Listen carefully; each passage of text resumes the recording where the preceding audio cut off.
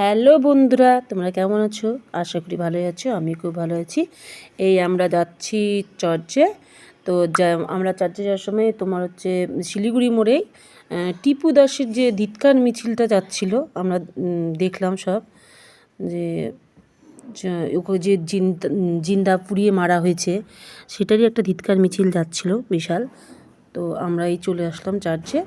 তো আমাদের চার্চের আগেই অনেকটা দূর আগেই নামিয়ে দিয়েছে টোটোওয়ালা, যে ওদিকে ভিড়, যাওয়া যাবে না, নিষিদ্ধ আছে হয়তো। তো আমরা এই হাঁটতে হাঁটতে এখন যাচ্ছি চার্চে।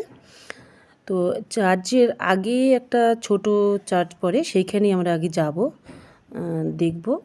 এই আমরা চলে আসলাম চার্চে। এইখানে দেখো যিশুর জন্মদিন উপলক্ষে সব মোমবাতি জ্বালাচ্ছে, ধূপকাঠি জ্বালাচ্ছে। আমরা এখানে এই যে আমরা ছোটো চার্চের একটা সিনারি করছে, সুন্দর, খুব সুন্দর দেখতে। একটা বাচ্চা মানে যিশু শুয়ে আছে, চারিপাশে সব এরা দেখছে, খুব ভালো লাগছে, ফুল টুল দিয়ে সাজিয়েছে।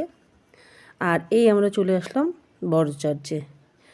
এই চার্চে ঘুরে দেখলাম, দেখো কত লোক, কত মানে দুর্গাপুজোর মতন ভিড়, এত ভিড়। তো আমরা এখানে সব দাঁড়িয়ে সব দেখছি ঘুরে ঘুরে, যে কোথায় কী করেছে, কোথায় কী সাজাইছে। এইখানে আমরা চলে আসলাম ভেতরে, চার্চের ভেতরে।